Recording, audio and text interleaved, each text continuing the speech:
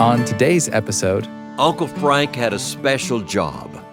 He was in charge of bad ideas. Now, every family has one of those, don't you? There came a day when she wandered into this town where a great crowd had gathered in the center of town. They had gathered because there was a man standing there right in the center, tall, standing up on a riser right there, talking out to everybody, speaking loudly with a commanding voice. all kinds of tales. From all kinds of tellers. Here on the Appleseed. It's time for the Appleseed. In each episode of the show, we bring you a couple of stories from a couple of favorite storytellers.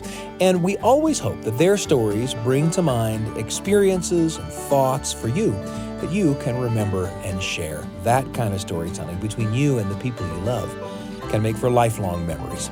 Today, a story from one of our very favorite storytellers, North Carolina's Donald Davis. Donald has been involved in growing storytelling traditions all over America, establishing festivals and storytelling associations, presenting workshops and performances for audiences young and old, large and small, for half a century, since the 1970s. His stories are often about growing up in the North Carolina mountains in the middle of the last century, and his tales connect us to people and traditions that, but for the stories, might be lost to us. And even if you've never been to the North Carolina mountains, I bet you'll see in Donald's stories about his family a little bit of your family. And speaking of that family, do you have a crazy relative who seems to corner the market on bad ideas? Have you had something devastating happen that over time grew into a favorite story your family loves to share and even laugh about? Is there someone in your life that stitches you back together when your world falls apart? Then this is a story for you. Here's Donald Davis with a story called The Swimming Hole, recorded live in the Appleseed studio.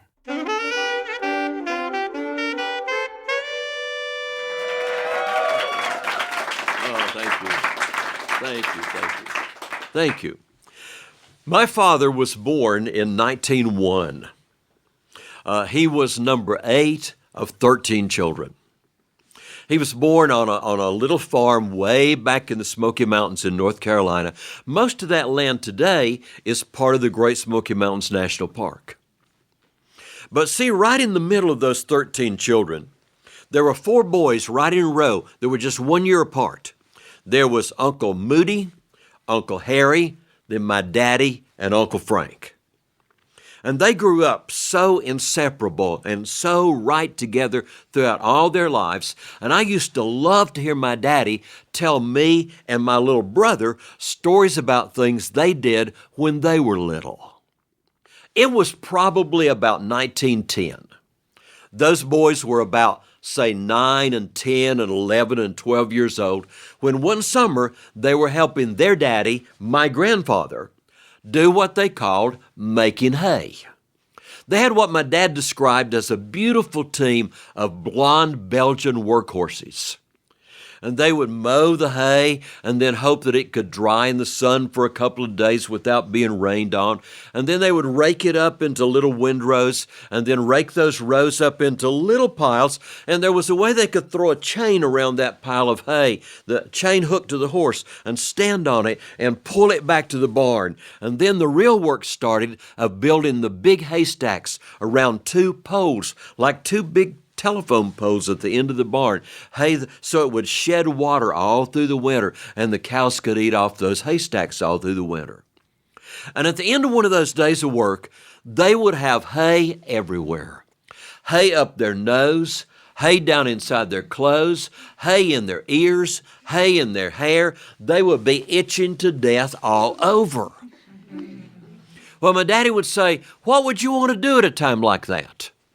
And my brother and I would say, "Take a bath." That's so he could say, we didn't have a bathroom. So what they would do is they would walk about a mile to the Pigeon River. And then they would take off all their clothes. Nobody was around watching anywhere. And they would shake their clothes and try to beat all the hay out of their clothes. And then they'd jump in the river and they'd swim around and they'd get some of the sand along near the edges and they'd scrub till they got all the itchy parts off. And then they'd shake their clothes some more while they were running around till they got dry, and then they'd go back home.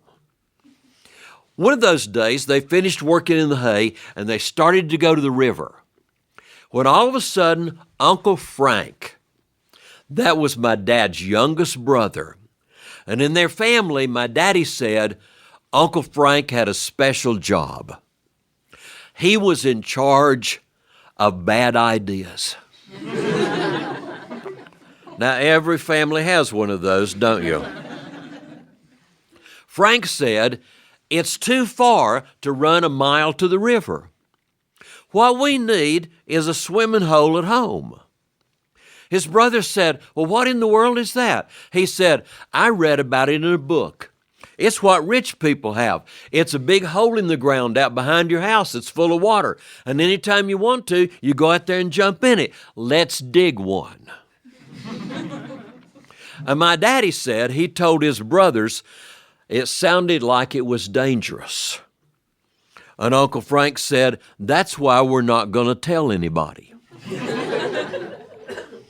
I remember going to visit out at that farm when I was growing up. And right outside the kitchen door, there was a big sort of half-moon-shaped rock that came up out of the ground. And they decided to go on the other side of that rock. So if their mother, my grandmother, looked out there, she wouldn't see what they were doing.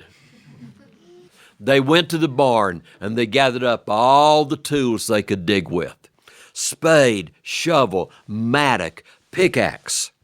And they came out behind that rock. By now my daddy had said, I'll watch you get in trouble, but I'm not going to help. And they marked off a big square on the ground. It was late summer, and it hadn't rained in so long, the ground was so hard, they just couldn't dig a hole in it. But then Uncle Frank got an idea. He said, let one of us take the mattock, and we'll chop and chop and chop and chop till we get some dirt loose, and then another one can take the shovel and shovel that dirt out, and then we'll chop some more and shovel some more and chop some more and shovel some more. And they figured if they kept doing that, in about 100 years, they'd have a swimming hole. So they were working away. Uncle Harry is chopping with the mattock, and Uncle Frank is shoveling with the shovel.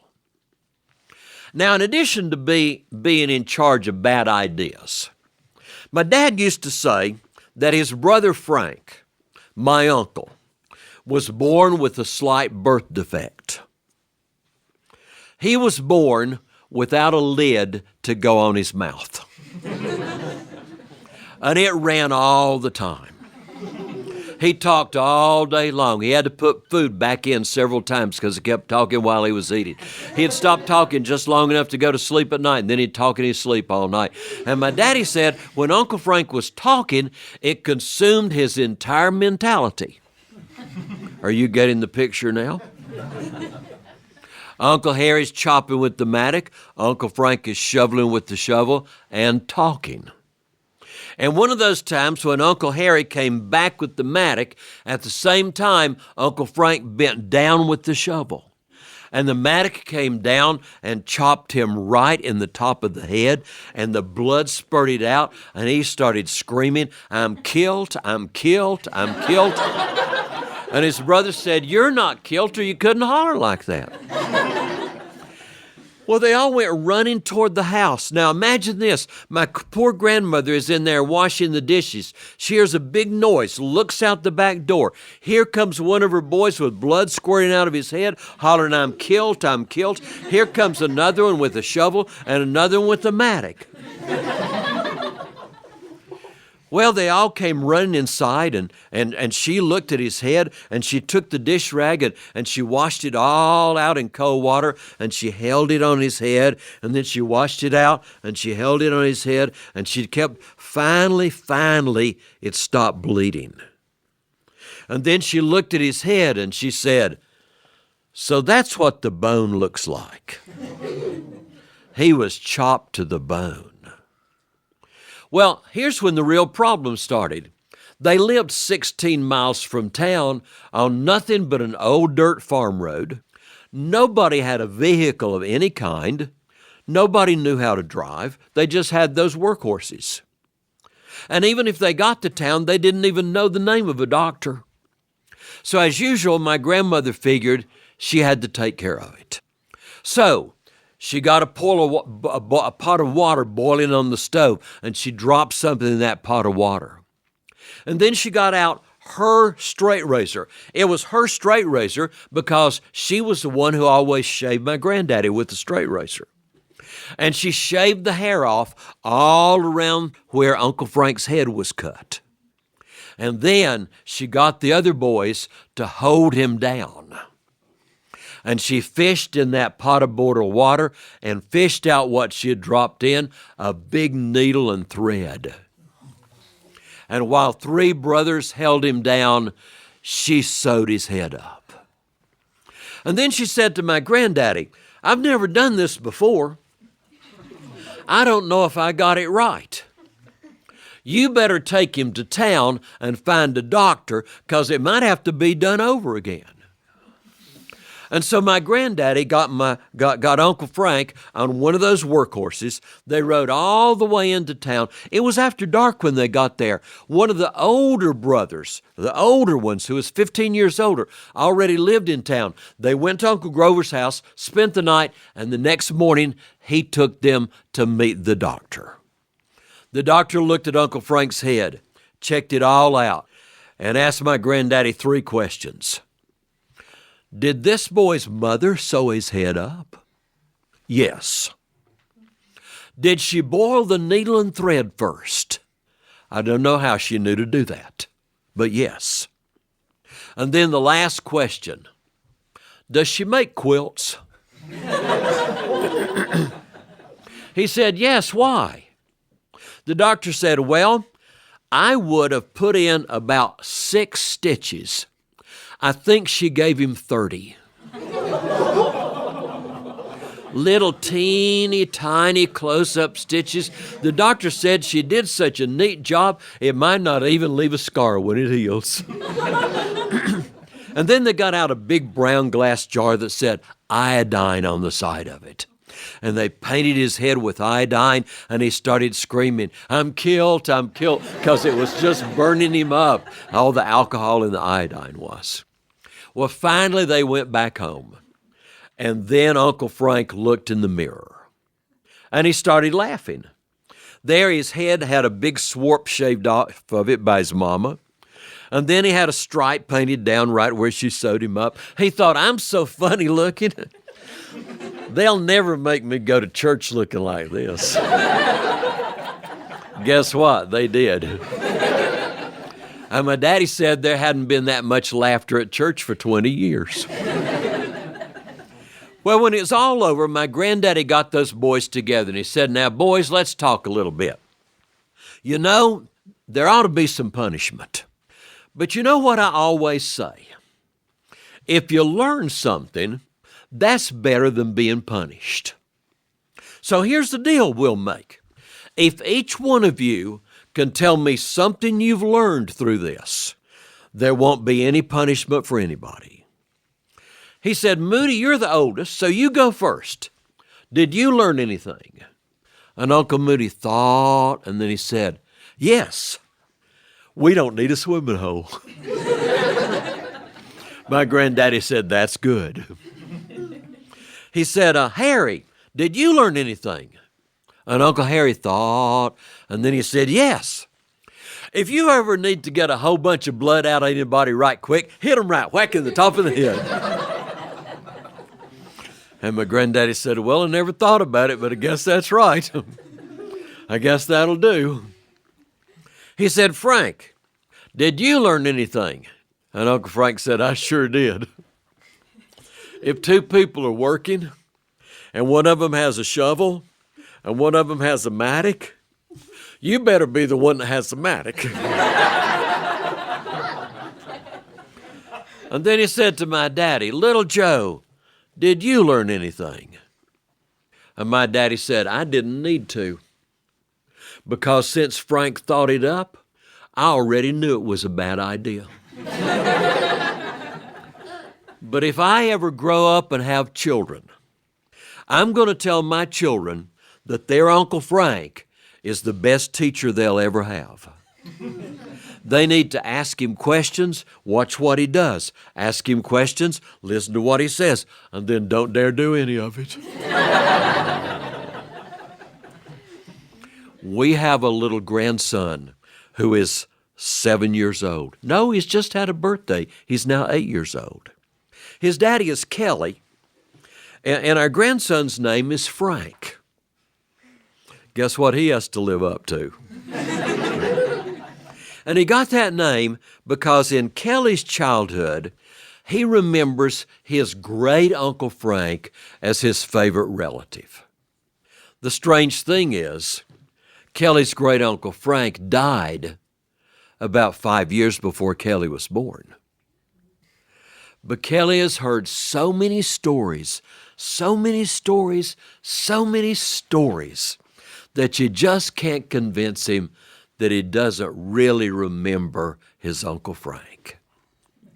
And that's how powerful stories are, because they can keep people alive who are no longer walking around with us.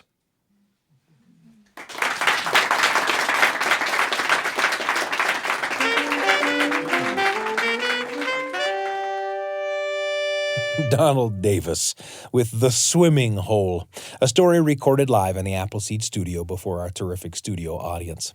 I guess everyone has an Uncle Frank in their family, and I suppose the story of Donald's uncle, who was in charge of bad ideas, like Donald says, could remind me of the trouble I got in myself as a kid, and of the friends and family members who were my partners in crime. Or it might remind me of unusual injuries, stitches and scars, and the story of why I have a scar on the bottom of my chin even today, right in the same place that it seems like a lot of people do. Those are all good stories. You never know what's going to bring on a memory, and you never know what memory it's going to bring on. And Donald's story about Uncle Frank brings to mind for me memories of my own uncles, Mike and Paul, my mother's brothers. And they weren't in charge of bad ideas like Uncle Frank, really, and they didn't get me in trouble. But they took me camping and to the movies, and they took turns throwing me impossibly high in the air for spectacular landings in the swimming pool. And they played in rock and roll bands, and they gave me the only real nickname I ever had, Samwise, after the loyal hobbit companion in the Lord of the Rings books. They call me Samwise even today. And I'm suddenly filled with fond memories of those guys, and I'm grateful for the portions of their great big uncle hearts that beat inside of me. And speaking of beating hearts, coming up in a moment, a story by Adam Booth that gets to, shall we say, the heart of things. But as you think about Donald's story, I bet some stories came to mind for you from your own life or the life of someone you know, just like I was reminded of Uncle Mike and Uncle Paul. If so, open your mouth, share those stories with someone. Stories can grow like seeds into great conversations. Adam Booth coming up. I'm Sam Payne.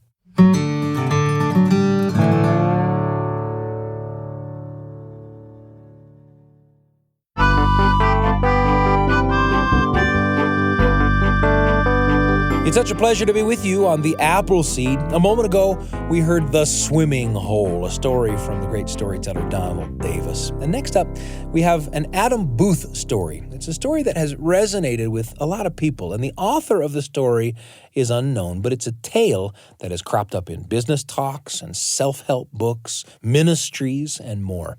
We recorded Adam's version live in the Appleseed studio. Here's the most beautiful heart in the world, Adam Booth on the Appleseed.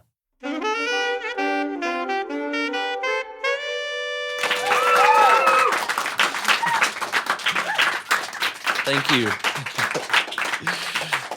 Well, I have a short story to close out this set with, and I think it will be the most serious I am the whole night. There was once a time and a place where people could open up their chests like this and show each other their hearts. And they did it on a regular basis. They would ask each other, how is your heart? How are you feeling? If you can't say, let me see what's inside. And so they would open up their chests and show each other their hearts. And you could see, was it beating strong or was it a little sluggish that day? Was it a nice rich color or was it bruised? How about the shape? And then they would talk and they would care for each other. And when the time was right, they would close back up and then move on their way. And in a way, they formed great community of care with each other.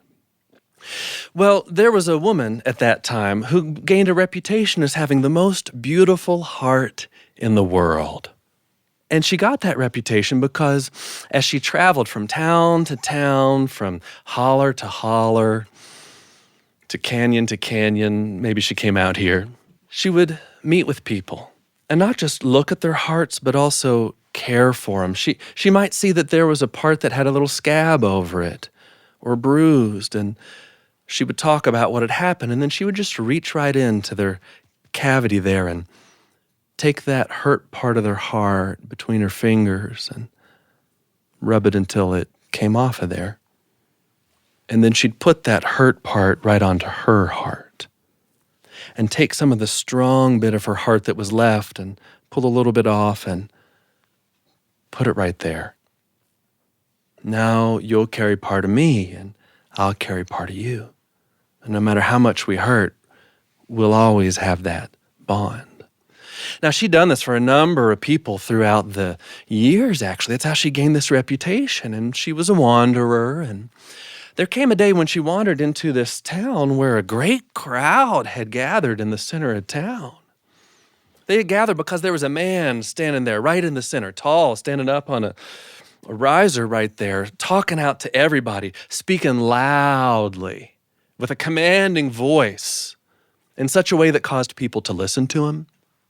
But really, he was bloviating at them.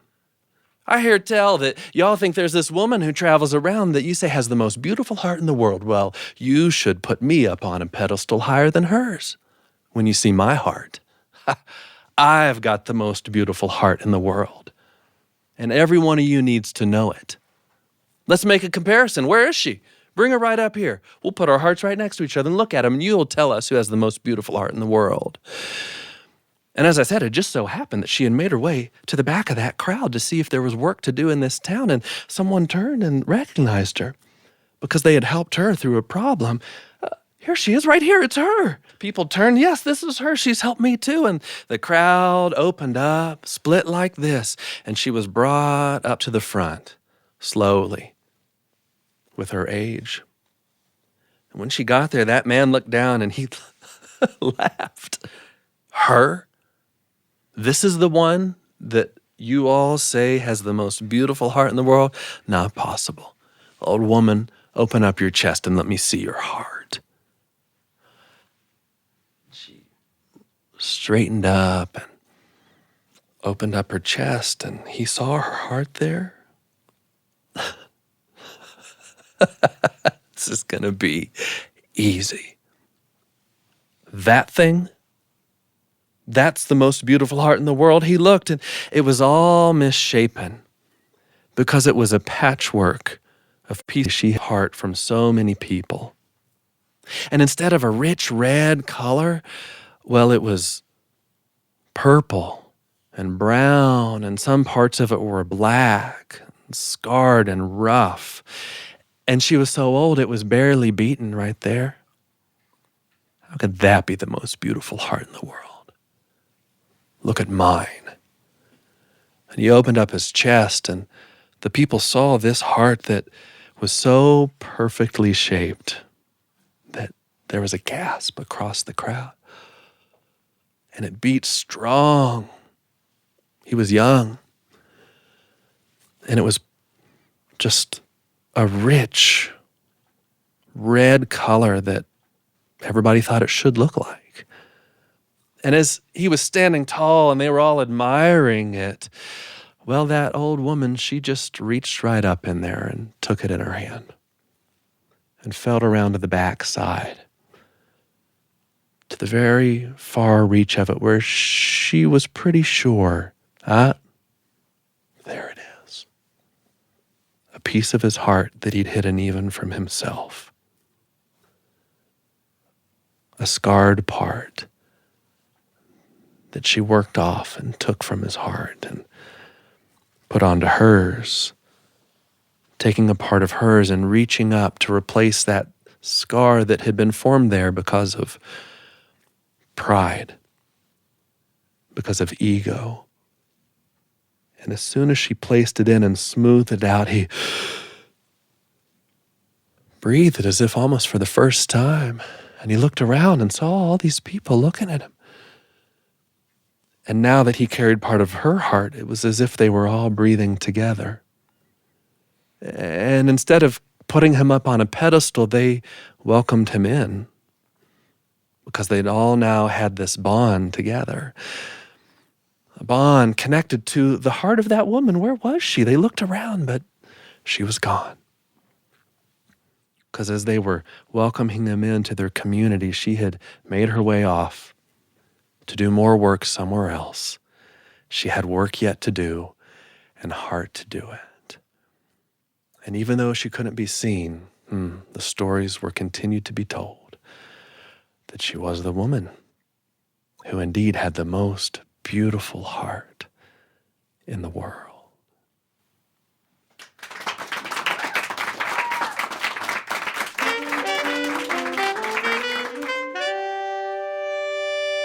That was Adam Booth with The Most Beautiful Heart in the World.